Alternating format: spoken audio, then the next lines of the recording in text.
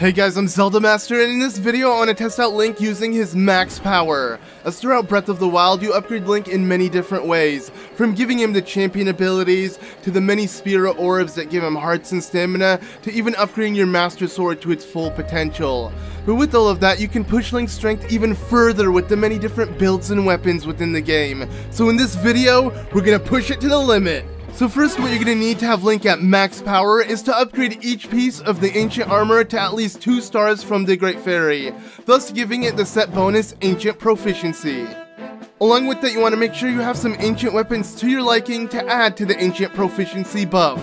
And last off, to maximize your damage, make sure you have some Mighty Bananas and cook them into some Mighty Simmered Fruit to give yourself a 3+ damage buff. Now, with all of that set, let's do it! Alright, to start off, let's do mano a mano, Guardian versus man Guardian, so not really, I guess, man versus machine, so, yeah, whatever. Either way, I feel like this would be a good start, as, you know, we're using very similar parts. So let's start off with a quick Flurry Rush, and I'm going to see how much damage I could do with a Guardian Sword++. We're both using the same weapon, and wow, almost half of it. Now all we need to do is use the stasis, another thing we've gotten throughout our journey, and this should actually just kill him within this set of attacks. Yes, we managed to do it really quickly, so there we go. First enemy down. We're gonna go through a couple more tough enemies, as this was a major test of strength, and with that amount of damage, it did not seem like it was anything major. It was minor, if you ask me. But anyways, let's continue using Link at his max power against other enemies throughout Hyrule. Let's do this.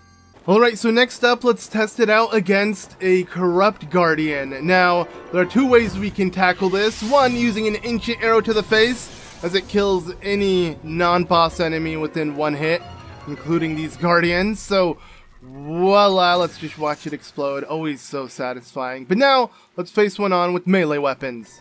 Alright, luckily there's another Guardian right by the previous one, so all I need to do is get close enough to it and use Daruk's protection, which already took half of its HP, but it doesn't matter because within 1, 2, 3, 4 strikes, we took the other half of HP down. Wow. That was pretty quick. You really don't need an Ancient Arrow when you can take on a Guardian that fast.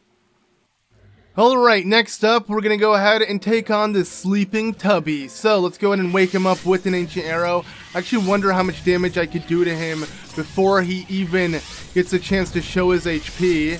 And, oh, he's dead. Okay. So, I didn't really get a chance to use my axe. But there we go. Another one down. Alright, so next off is a Stone Talus. This one should also be fairly quickly, though I'm going to make sure its HP shows first before I start dealing damage to it, because I want to see it deplete. Sadly, the only tunic that lets you see the HP no matter what is the Champion's Tunic. So, already half of its HP gone just from that 1 hit. Now, we're going to go ahead and start spinning on it, and whoa, it does even more damage than an Ancient Arrow. So that was rather quick and not bad. Another one down, another one bites the dust. On to the next.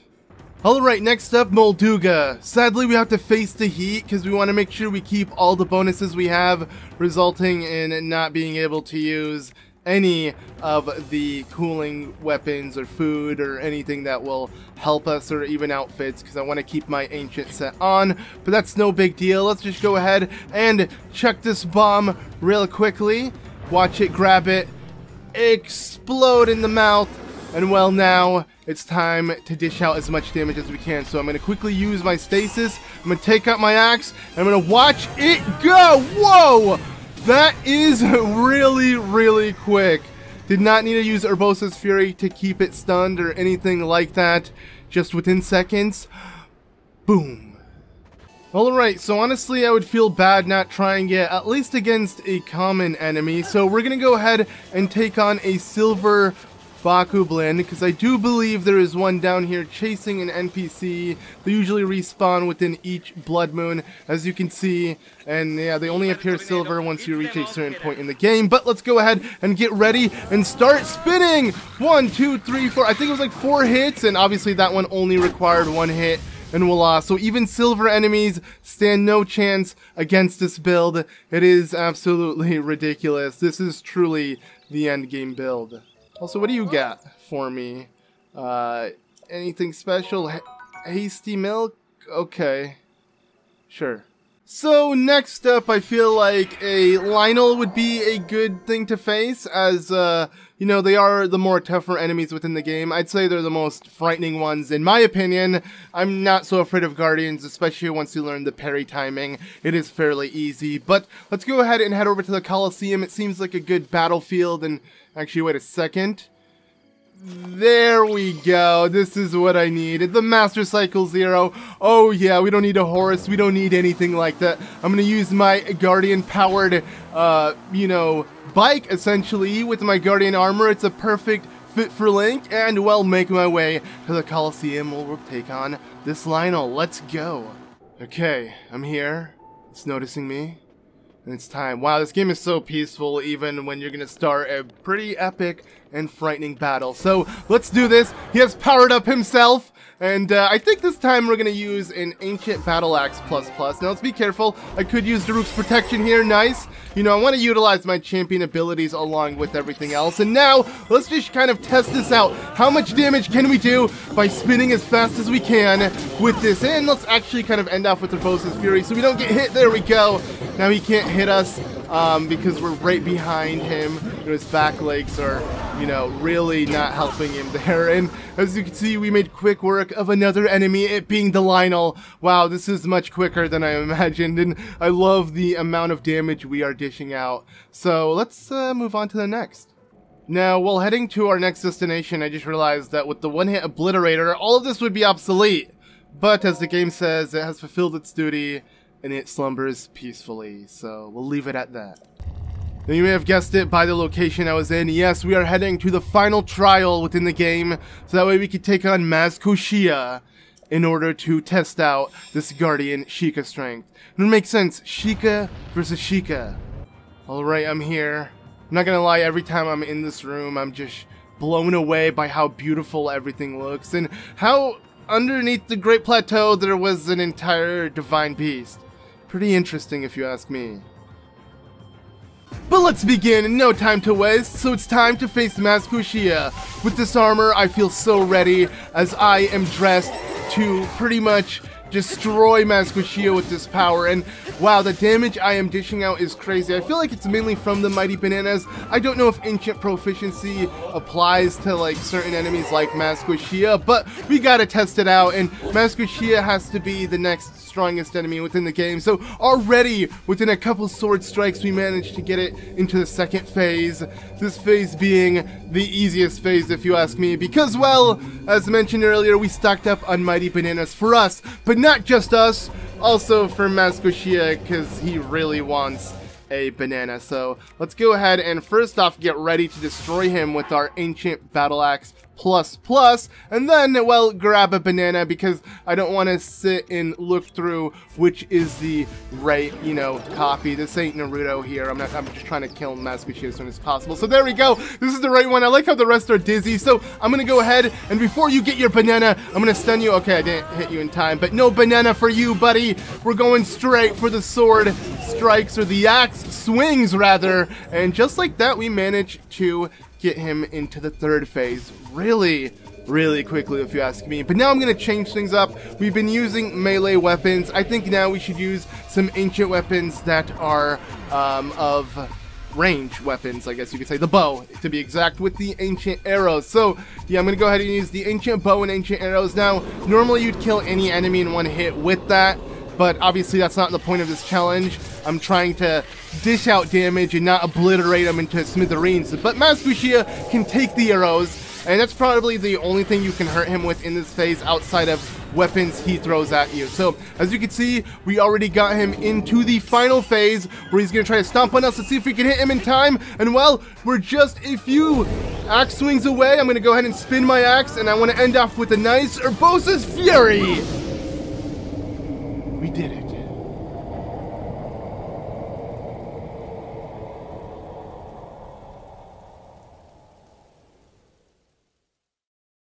I feel like this battle really proves how strong you can get with Link, with these buffs and everything. It's kind of amazing how Breath of the Wild has these possibilities. You're not limited to a certain, you know, damage cap just because you got the Master Sword and whatever other main game items. You have the option to do things crazy like this. It just gives such a huge variety to so many different players. Like, many players could have played this way differently, but here was an example of how we were able to obliterate Masklucia within seconds, just like every other enemy thus far. But I feel like we need to truly end it off with the final boss, as Masklucia was just a trial for the final boss. But if you ask me, Masklucia is definitely far more difficult. But okay, that does this one. It's time to do one more. Alright, I'm in Hyrule Castle, and let's rip it! Yeah, I'm riding straight to Ganon. Nothing can stop me. I know I got this. I mean, I have so much power in me. I can't imagine one single thing that will slow me down. Look at the speed I'm going. No guardian. Blah. Wait, what the frick? What's going on? Alright, technical difficulties aside, I have made it to our destination.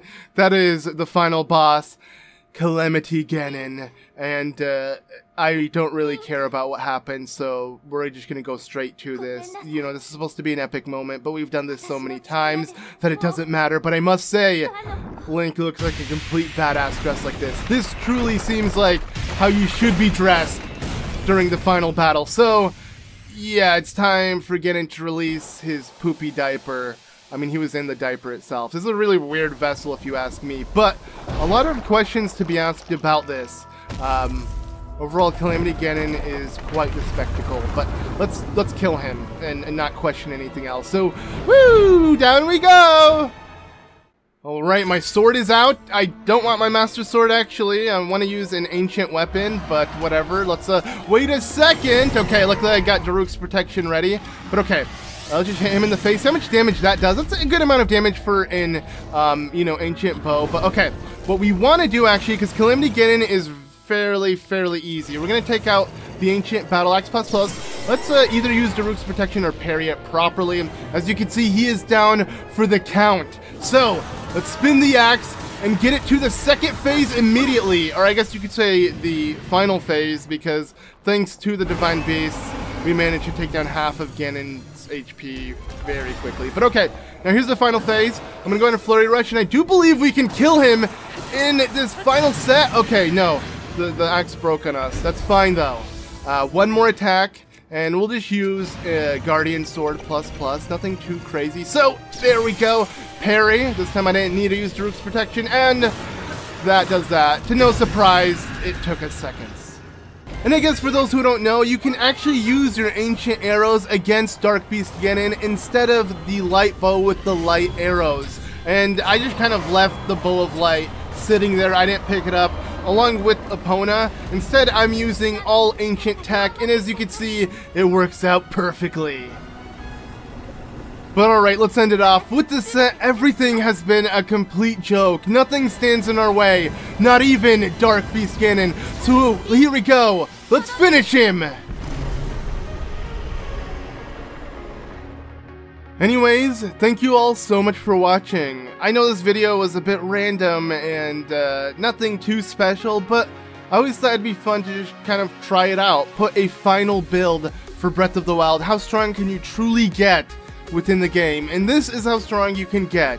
I don't think you can get any stronger than this. Granted, there are other weapons that do over 100+ damage, and those would be beneficial, but with the amount of buffs we have, you wouldn't really notice a significant difference. So the main goal was just to get ourselves buffed enough to do that much damage along with whatever weapons we have, and we proved to do so as the true hero of Hyrule. Now Zelda asks, do we remember her? No, we are the Guardian Supreme Warrior Hero Master Ultima Omega Shenron Super Saiyan God Super Saiyan 3 guy, and we did it. And that's it for The Legend of Zelda Breath of the Wild. If you enjoyed, be sure to leave a like. Let me know if you'd want me to do anything else random in Breath of the Wild, as the game has so much to do in it. And thanks for watching. I'll see you all in the next one. Bye!